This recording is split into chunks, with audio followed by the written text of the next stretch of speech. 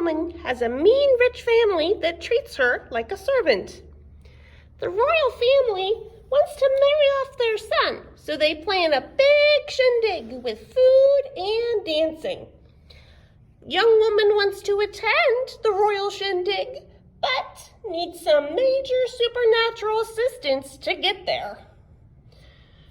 Royal son falls in love with young woman, but apparently forgets what her face looks like and has to rely on her footwear to find her again.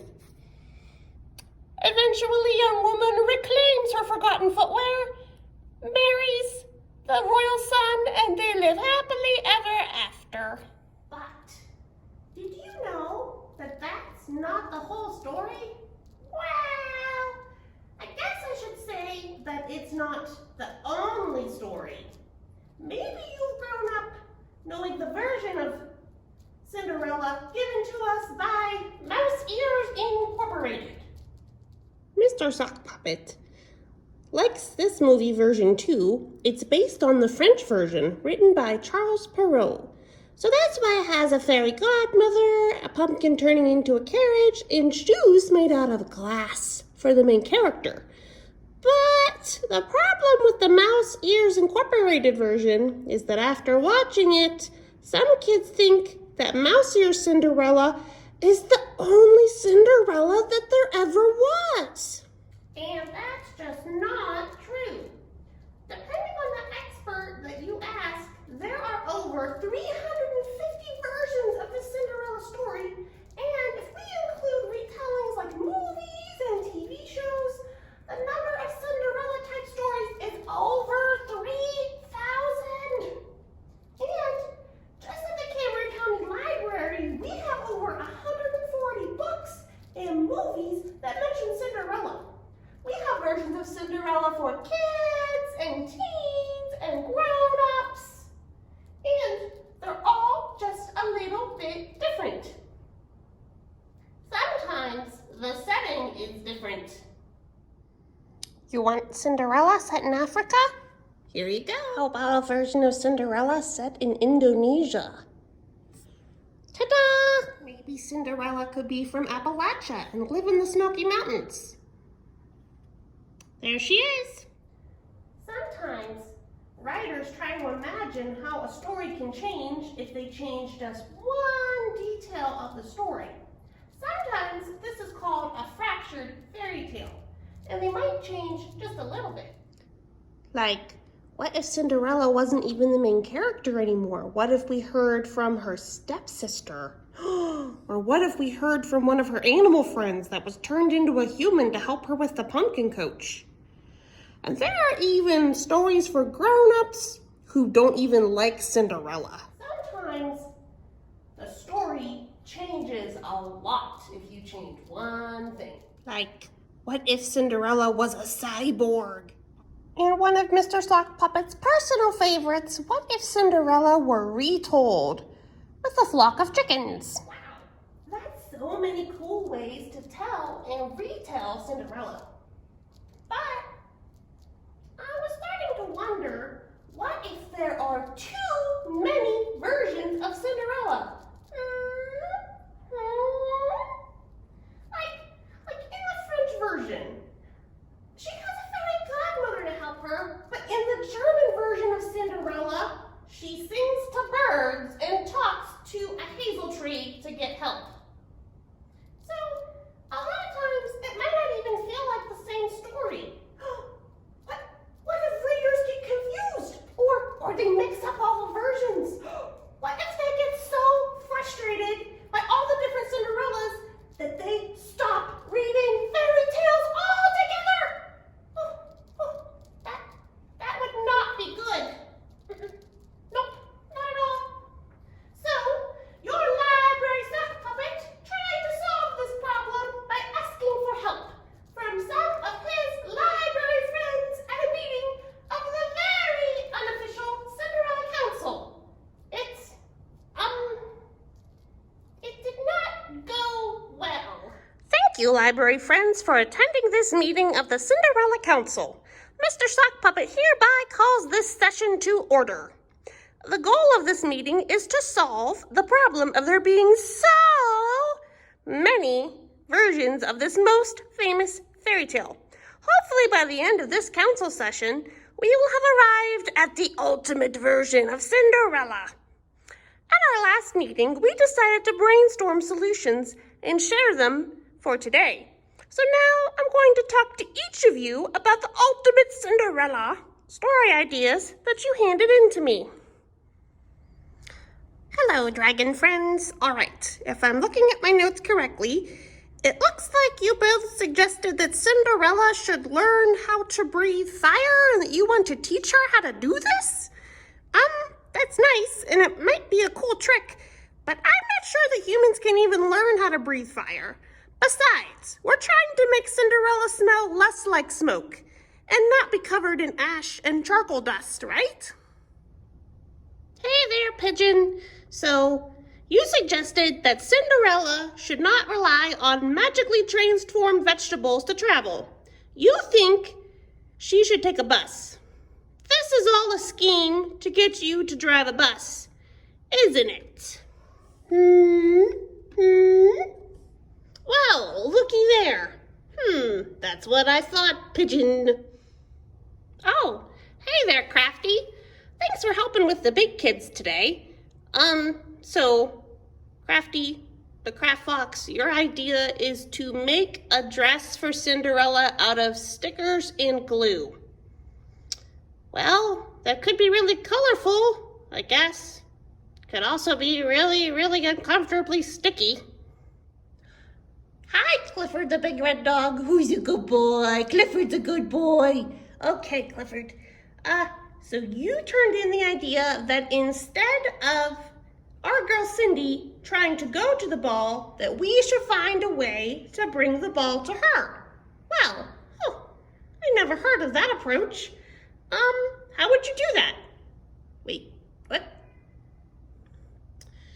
Oh, Clifford. Oh, you're still a good dog. Okay, I'm going to ask Norman the fish because apparently my library friends weren't that helpful. Hey, Norman, what do you think we should do to fix Cinderella? Just keep swimming. You're confusing Cinderella with Dory from Finding Nemo. So, yeah. Overall, my idea was not so successful. But I did like some of their ideas.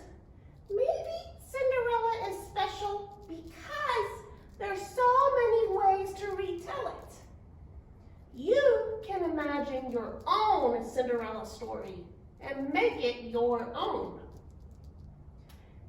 And all of those many reimaginings add something to the original versions. So, why do the original versions matter? I might say the story matters because someone who is not part of a royal or noble social class married into a royal family. A prince marrying a commoner completely changes the system of how things used to be done. So, this fairy tale might inspire some big changes. Some might say Cinderella matters because it shows the reward of not staying offended or getting bitter if you're dealt with unfairly. Other people, her own family even, were so cruel and vicious to our girl Cindy.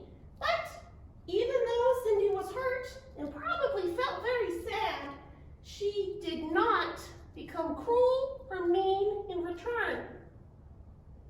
And some might say this story is so important because it's practically universal. Everyone in the universe has heard of Cinderella. So many cultures and different countries value stories where the main character suffers and is persecuted. But by the end of the narrative, the character gets justice.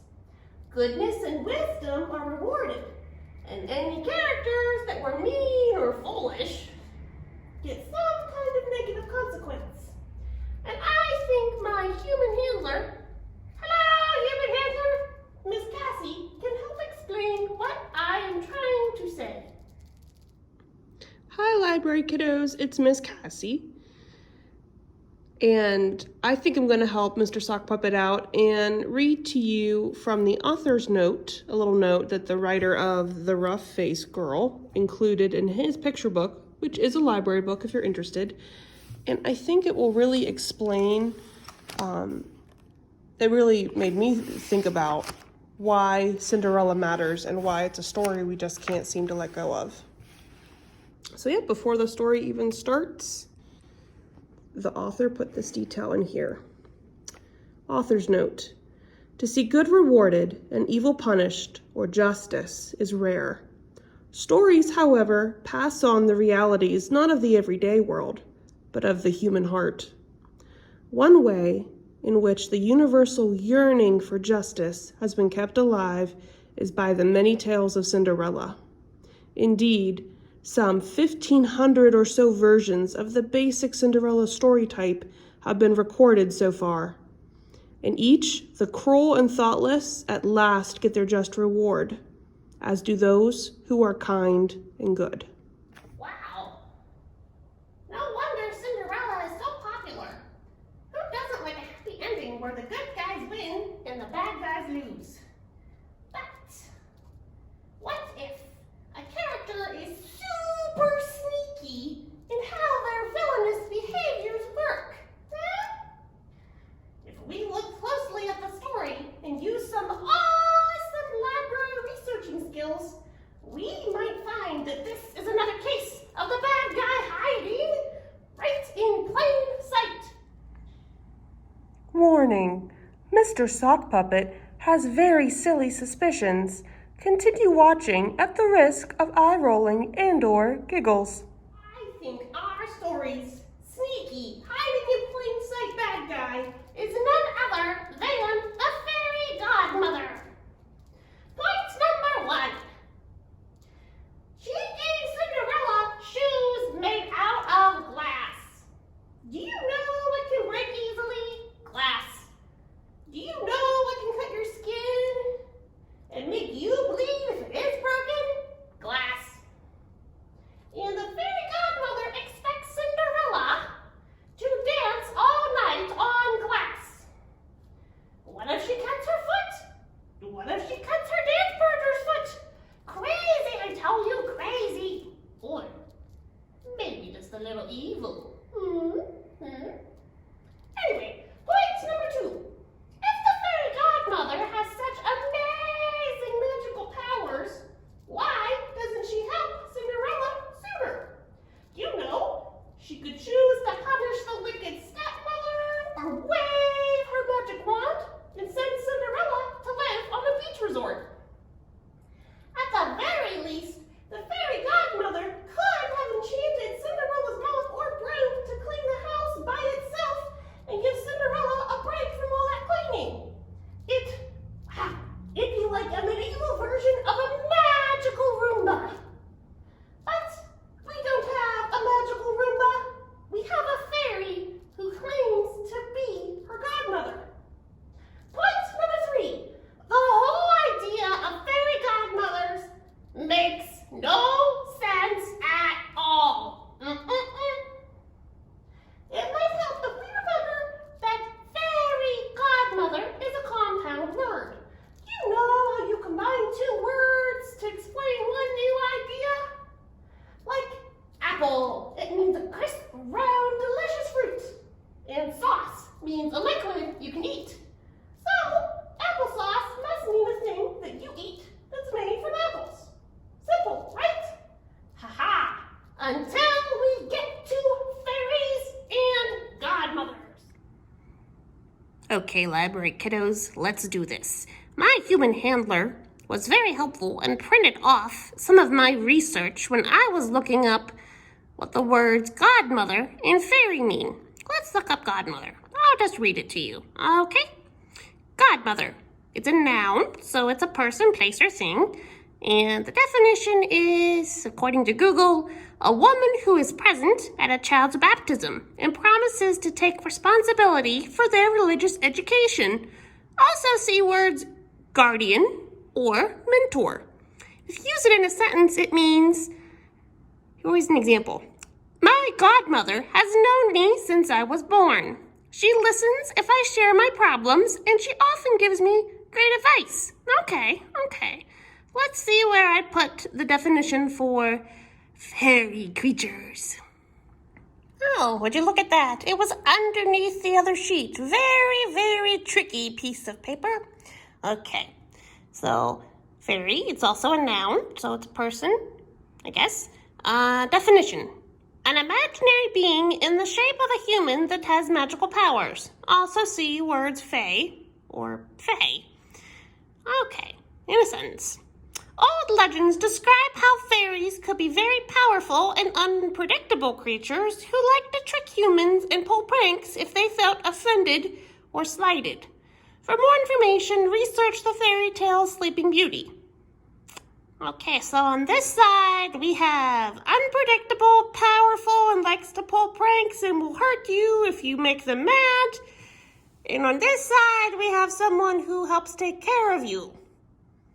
You see, in a lot of legends and mythologies, fairies are always trying to trick people. There are stories of fairies forcing princesses to dance every night instead of letting them sleep. Take a look at what Tinkerbell was like in the original play for Peter Pan. And if you never want to trust fairies again, come visit us at the library and learn about the word changeling. Anyway, this is Mr. Sock Puppet saying see you later.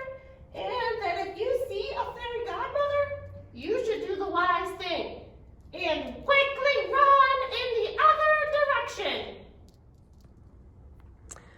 Hi, library kiddos. It's Miss Cassie, just hanging out here with some of Sock Puppet's Council of Cinderella friends. Thought I'd walk you through that this week. We're obviously talking about Cinderella. And for your activity, which will be in the back of this sheet, I want you guys to kind of make something happen with marbles. That, let me point out in the video, glass isn't probably a wise thing to dance on, but it can be a fun thing to play with if you get glass marbles, which at the library we made sure that you got. And I would encourage you to check out some of the recommended YouTube videos that we talked about, both in the packet and that are in the description down below this video. But I'm going to show you what I made, because one of the options is to make a marble run or some kind of marble launcher. And while making it, I was thinking about, this is what it looks like. I'll get it set up, you can kind of watch it. I was thinking there should be a version of Cinderella where the prince tries to stop her with marbles, and maybe that's the whole reason he fell in love with her, is because he's obsessed with pretty glass. I don't know if that's feasible, but I thought it was funny. All right, here we go. Let's see how this works. Marble launcher, go! Woo! All right, looks like it goes. So make sure to like and subscribe in this video. We appreciate it. And I will see you, well, I'll see you next week. You can come see me if you visit us at the library. All right, bye.